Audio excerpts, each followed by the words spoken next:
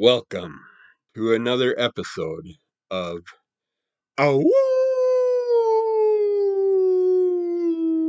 Werewolf from Wisconsin, reviewing scary comic books. We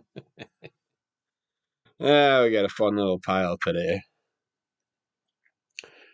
Starting off with Smith Brown Jones, Alien Accountant, Halloween special comic book, cover by Dan Barrington, stories and art by John Hastings, Doug Bain, F. Andrew Taylor, and Philip Foglio. Halloween Adventures of the Alien Number Cruncher, featuring guest artist and a cover by horror artist Barrington. Jones and Pops must save a town from the dreaded blowfob, luck virus. Raz unleashes chaos after receiving the perfect haircut. Jones accidentally alters the space-time continuum, followed by Smith Brown Jones Alien Accountant Convention Mayhem. 32 pages, black and white. It's very goofy comic. All over the place. And it's just complete and utter chaos and mayhem of characters, goofiness, interesting travels. Just watching these characters try and figure out what's going on throughout these stories. The hello, kiddies. It's me, the old accounts keeper, here to decapitate you. I mean, welcome you. Yes, that's it. Welcome you to the Smith Brown Jones Halloween special. In this little tome, you'll find high weirdness of all sorts, from time travel to viruses to the wrath of God to marriage. So, turn on all the lights, check under the bed, and grab a handful of candy corn. It's time to get spookily ookily. That is, if you can handle it.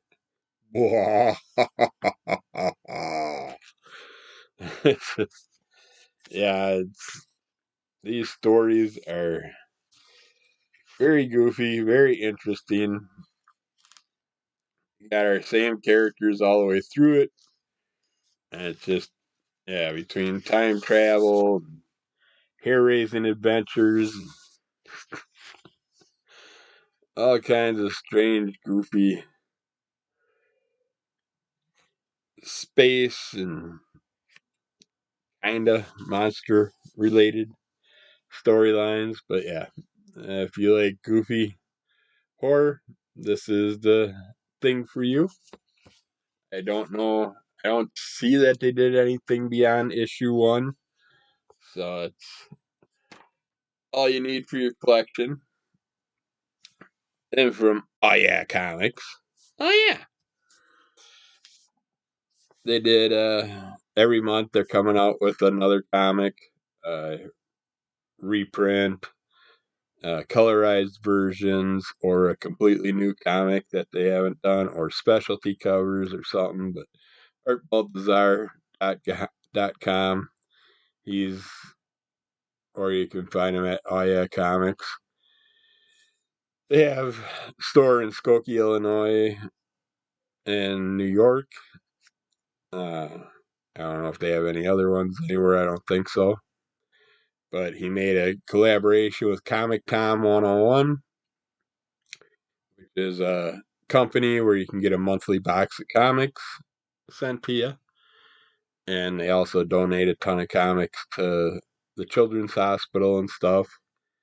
But Art Baltazar combined with them, and he did a couple special covers for Patrick the Wolf Boy, which is one of our favorite characters. I wonder why. But he did Patrick the Wolf Boy by Night specialty covers for issue 1 and issue 2. This is Full Moon Rise. If you know Patrick at all, he's a little kid just learning about life and has the ability to turn into a little wolf boy. And very fun, very goofy. Lots of hilarity with this character. Lots of fun. But yeah, you can get these right through artbaltazar.com, Oh Yeah Comics, or wherever you buy. Well, not wherever you buy your comics, because I don't think they. I'm not sure. Some of them are published regularly, and some you have to get through their company. Yeah, in this issue, also, Patrick happens to come across a Sasquatch type character. Lots of fun. But like I said, he did 2 different covers. Here's the second cover. This one's Night of Full Moon, Night of Awesome, it says on the bottom. I love these Patrick the Wolf Boy parody covers. And there's Patrick in his normal form with his little friend, the squirrel. He thankfully hasn't eaten yet, but he abuses it a lot. Hairball. Cat hair everywhere. Yeah, next up, let's see here. Computer doesn't want to work for me, right? Alright. We got Plan 9 from Outer Space.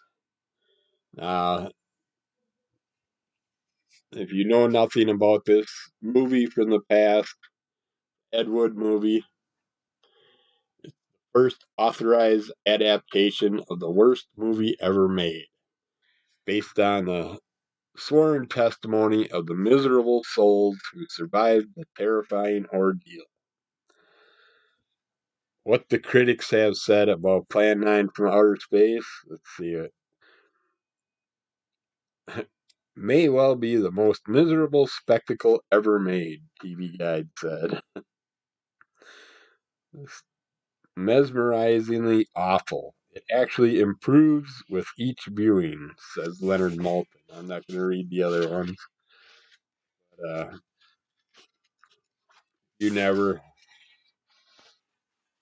seen the movie. These are some of your characters, your main horror characters that get brought back to life. It's reading it in the comic form was way better than the movie. I liked it. It explained things more. This could be a really good movie if it was redone the right way. But basically, aliens come to Earth.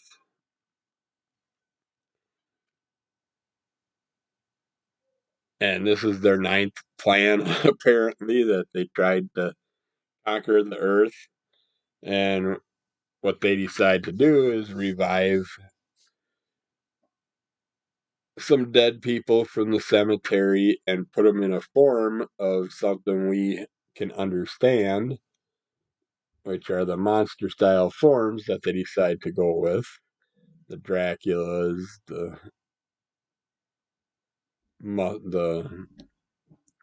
muscular bodyguard type. Just, yeah, it was the comic explains everything better, makes it a more understandable storyline, makes it gives you a layout that you could actually really work with if someone wanted to remake this movie, which I'm amazed they haven't yet. It does have a really nice basis in here on how the aliens come to Earth and try and take over things and animate things, bring them to life, and what happens to the aliens along the way, and how the Earthlings deal with them, and all that. And I liked it. I liked the book way better. I was not a super hater of the movie in the past. It is a terrible movie. But I've watched it a few times.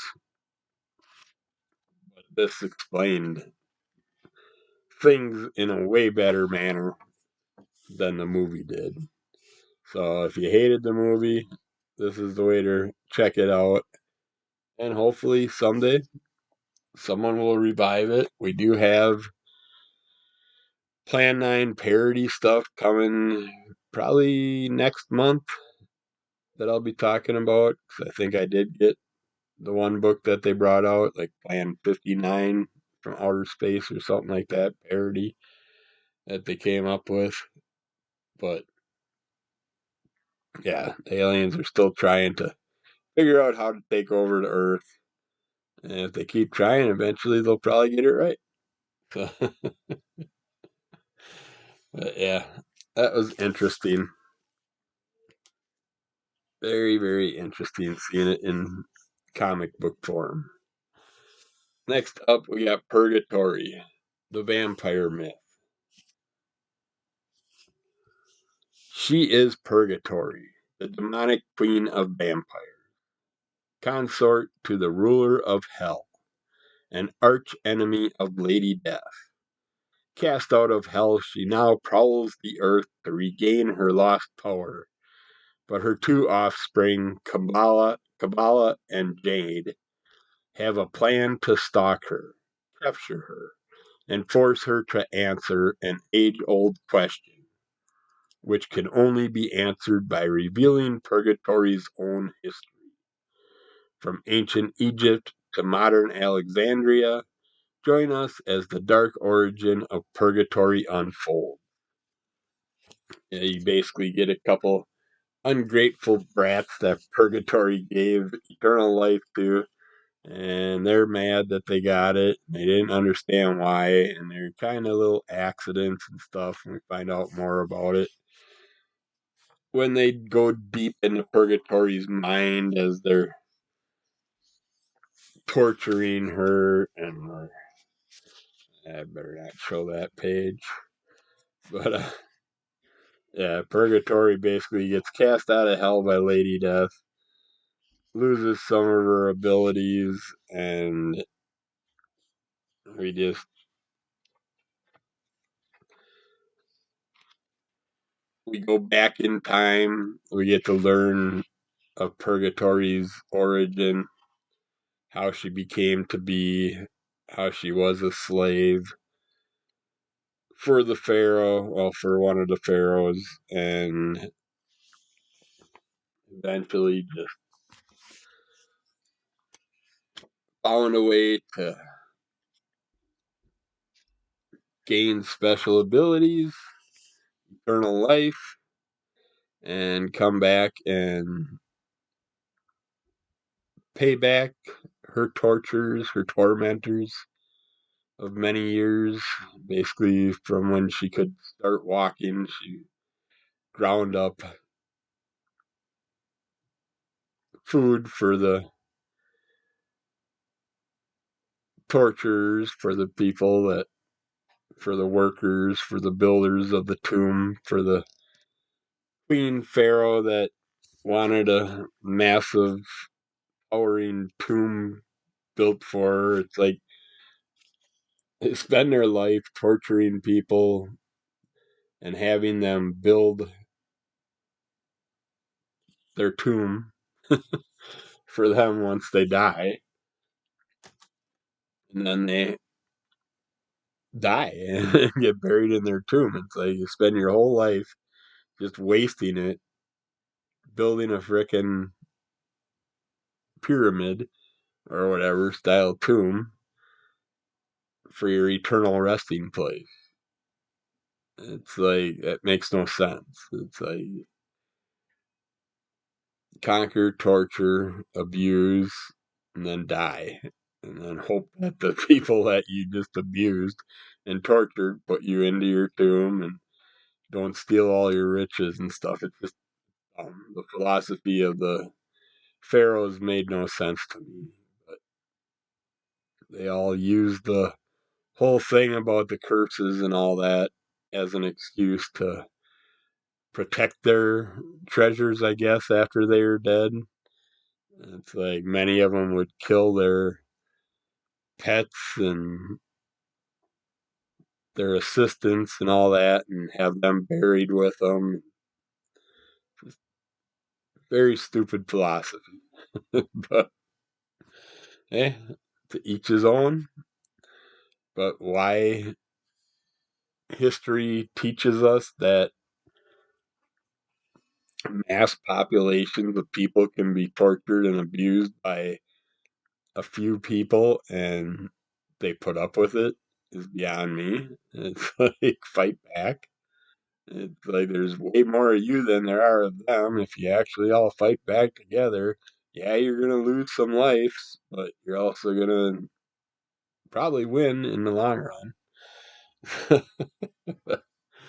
But they stupidly just allow themselves to be tortured from when they're born till the day they die, and they never get to live any other sort of life.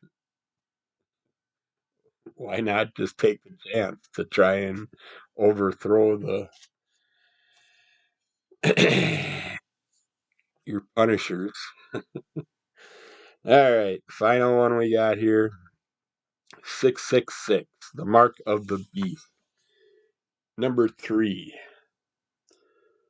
cover by Steve Fastner and Rich Larson. The Dead by Peter Milligan. Script and M. Ballardinelli did art. Got Dangerous Driving by Alex Stewart and Geoff Sr. Touch of Death by Unknown. And The Mind of Wolfie Smith by Tom Tully and Bono. And A Brief Encounter by Alex Stewart and A. Hattersley. But the artwork is very detailed. Nice color, detail artwork. The Dead storyline was, excuse me, cat hair everywhere. It's getting in my throat. Uh, these these dead, it's like an acid trip of dead characters. It's very strange, but fun. It was an interesting storyline. This character is just traveling through this world of death and destruction. He comes across an interesting beast along the way. But yeah, he's traveling his journeys, and you just gotta see what happens to him, why he's doing it, what he's going through. And he's even in like an upside down world. Yeah.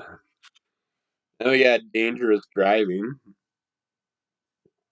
where a character goes to steal a car and ends up getting absorbed by the car. And just, yeah, Touch of Death, or a character decides he's going to take some life by using a certain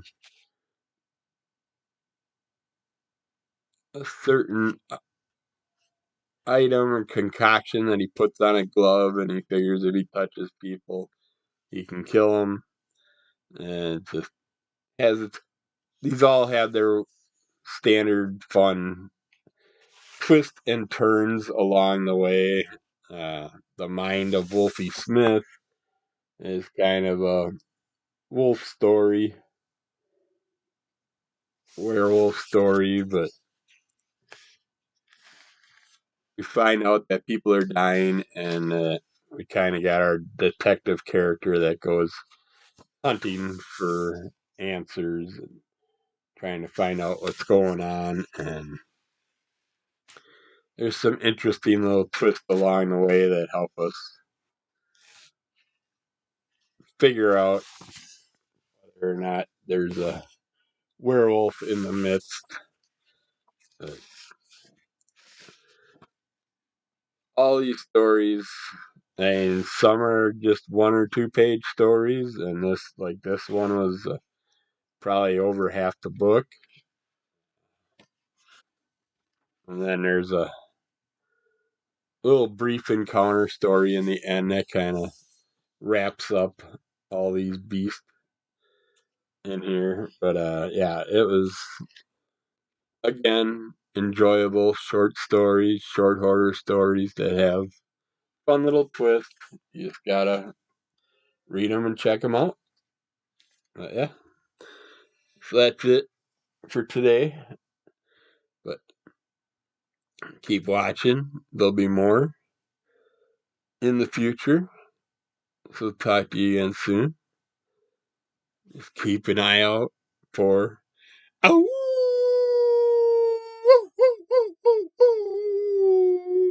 werewolf from Wisconsin named Kevin. We'll be back.